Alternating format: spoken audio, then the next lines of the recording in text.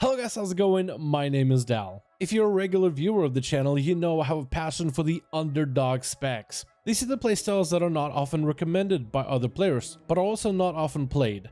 They're nowhere near as popular as Fire Mages and Sub-Rogues and Holy Paladins and Guardian Druids.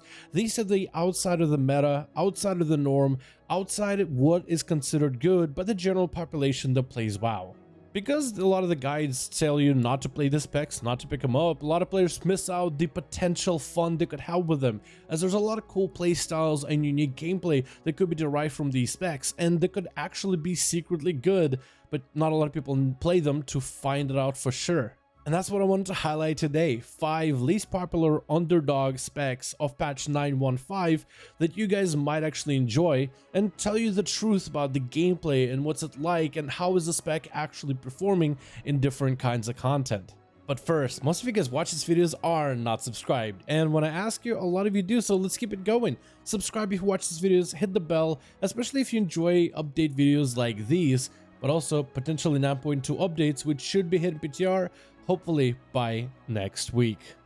So it's a fair question to ask, how do you quantify which is an unpopular spec? Somebody who PvPs might look at Frost Mages and say that that's definitely an underdog, while somebody who does high-end raiding and cutting edge might look at Pharaohs and say that's an unpopular spec.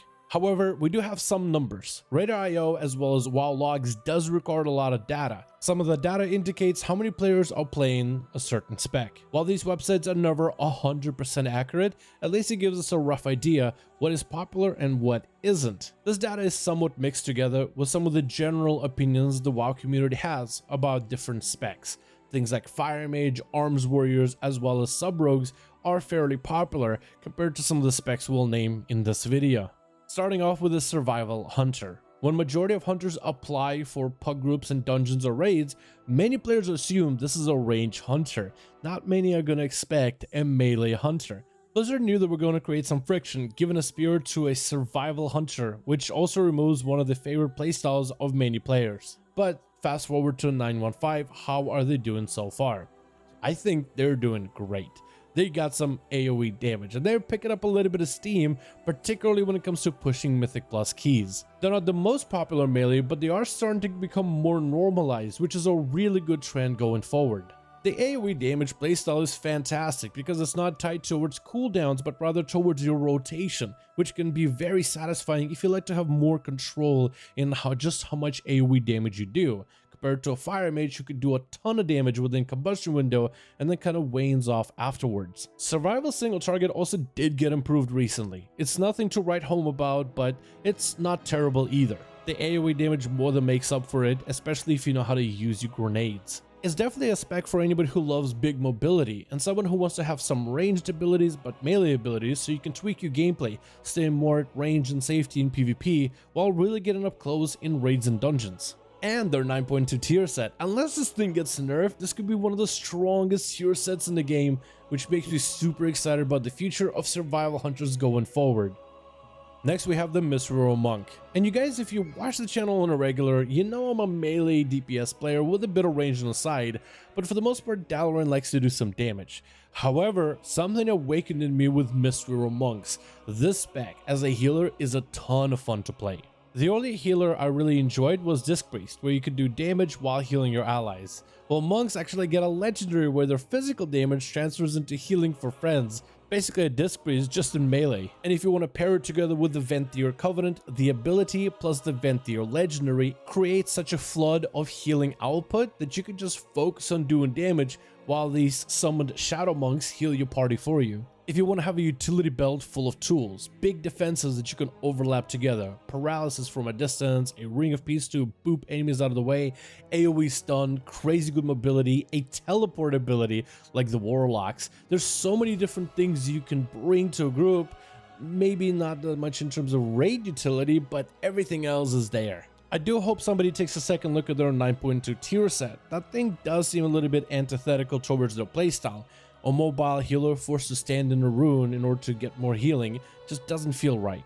Monks definitely have a stigma when it comes to fighting groups in LFG, but we brought a monk into the raid for Mythic, Synced, and with Domination, and they'll keep a whole raid alive through thick and thin, literally by themselves. I did not expect to enjoy healer as much as I did with monks, and monks kind of opened up the idea to try holy paladin since they are also a melee healer. I gave them a go and I actually prefer Mistweaver over holy paladin on the melee playstyle. You should definitely give it a try and then be the judge which one you like more. Affliction Warlock as of right now is the spec that's lesser played. It's not necessarily down to something that Affliction does wrong, but rather the environment we're in. The current raid tier just doesn't favor Affliction as much, therefore the other specs are getting a bit more play. Although some of those 9.2 tier set bonuses are looking really good, and I think Affliction could definitely be back up on top, depending on how the fights are structured in the next raid.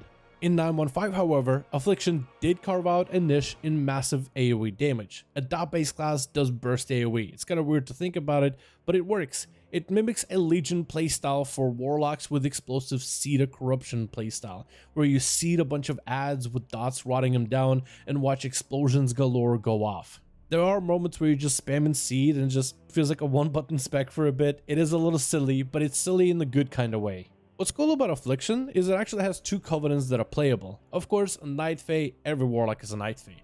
But if you're tired of the fairies and rather pick a different covenant, the Ventier is actually kind of okay for Mythic Plus. I'm surprised because Ventier Warlock was the last combo that I expected to be good ever in Shadowlands. So given the opportunity, I had to give it a go. The playstyle isn't all that different from Night Fae. In fact, they're pretty similar, but it does give you a bit of options. Like if it's a Night Fae dungeon, you can go Night Fae for the Night Fae buff. If it's a Sanguine Depths or Halls, you can go Ventier for those as well. But a lot of the fun for Affliction is going to be down to big AoE pulls and massive AoE damage while watching enemies rotten down from your dots.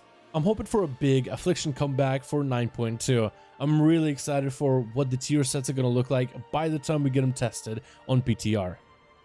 The next playstyle on the list is Enhancement Shaman, a very underrated spec. You may not know this, but for the current rate of Sanctum of Domination, Arms Warriors, Rogues, Demon Hunters are all performing pretty well, but a lot of them performing well because there's Enhancement Shaman in the group, dropping Wind Fury for them. They have actually become a little bit more popular inside of raiding, not because of their damage, but because of the buff they provide for other melee. They literally make other melee classes look good. Some people are gonna like that and others not, but at least it gives it a bit of a niche that most likely will translate into patch 9.2. In 9.15, however, it is still a great spec. It is super enjoyable just dropping all your totems, all your buffs, bloodlusting, and ascending to godhood for 15 seconds at the start of an opener. They also have a lot of strong legendaries, and in 9.2 in particular, the double legendary combos are probably going to be out of this world. I still say Shamans have some of the strongest legendaries, particularly Enhancement, and I cannot wait to see some of the different combinations players will come up with. Plus, their tier set bonus in 9.2 looks pretty wicked. It sounds like Blizzard wants to make him a summoner class, where they summon feral spirits every so often for spending Maelstrom, and those spirits will give you Stormbringer proc so you can get more Maelstrom, so you'll have a loop of just summoning wolves over and over, which could be a ton of fun. I do still wish they improved their survivability in PvP slightly, just something to make him a little bit tankier.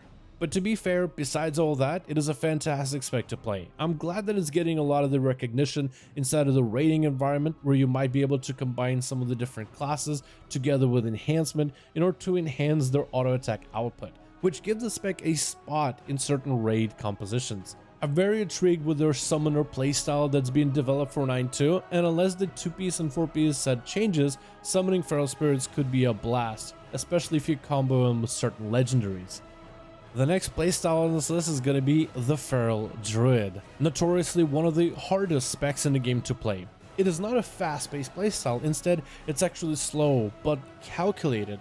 However, make one wrong move and you lose out on a ton of damage for your whole rotation going forward. It sounds like it would be punishing, but it does allow certain players that figured out how to play Feral to take full advantage of the spec. Currently, Feral Druids in 9.15 do have a niche of good single target damage, which translates insanely well into PvP as they're able to lock enemies down, but inside of dungeons and raids, they're really good at doing boss damage, and actually really strong boss damage on top of it, the damage that most players don't even realize since most of you don't have a Feral in your raid composition. My guild, however, does, and we stream our raids, and so many of you guys told me that, wow, this guy's really popping off because they actually can do some really crazy numbers. but bring a feral into a Mythic Plus group and you will see that they are a little bit AoE challenged at some extent. In patch 9.15 though, you might not be a fan of this, but cats don't always sit inside of cat form. Unlike a Guardian who sits in bear, Boomkin who sits in boomy form, cats actually power shift all the time and are kind of a hybrid currently. In a raid, they'll shift into a Bounce Affinity Boomkin, drop a couple of dots and a Star Surge into the enemy, which actually, yes, is a bit of damage too. And inside of PvP, they'll shift out of cat form, drop a couple of heals, back into cat, do a bit of damage, travel form to get away, back into cat. They're constantly moving and shifting out of forms, where some players would prefer for feral druids to mostly stay in feral to do their damage. This alone might not be for you if you're someone who just wants to stay in one form or another. But it does prove extremely good in PvP, which is I think where one of the strongest aspects of feral druids is in battlegrounds and arenas. And I feel that the playstyle for feral currently works a little bit better in PvP, but in PvE it can be a little bit rigid, a bit punishing. Hopefully in the future players will be able to take advantage of some of the legendaries that improve the energy regeneration for ferals. Their tier set for 9.2 is actually not terrible, but I'm hoping the 4-piece Bleeding Soul will be adjusted a little bit. Some ferals have pointed out it would work a little bit better with their cooldowns and smoothness of playstyle if the bleed effect, which I love, would happen at the start of Berserk cooldown rather than at the end. But besides that, ferals are fun and fantastic. They're definitely a challenging spec. If you're someone who seeks difficulty in gameplay and really wants to master something that's actually challenging and difficult to play, feral would be an easy pick. I think feral is going to get better in 9.2. So far they've literally devoured bosses in pure single target, but I don't think that trend is going to stop with the next update. And that's going to be my video updating you guys on the underdog specs. I only picked 5 of them, and there's probably more that I could have picked. Let me know in the comments below what spec I missed that should have definitely been on this list, or is definitely on your top 5 list. I'm super excited for all these playstyles because their tier set bonuses in 9.2 are looking incredible. Maybe not Mistweaver, but hopefully with some adjustments we'll have a lot of different builds that will rise from some of the 9.2 updates. So let me know your thoughts down below, and if you enjoyed this video or found it informative, give it a thumbs up. I would very much appreciate it. If you guys want to contact me directly, there's a Discord link in the description of every single video. That's the channel Discord, and you can join it to become part of the community and reach out to me more easily directly. Thank you all so much for watching. I do hope you guys enjoyed, and I'll see all of you in the next one.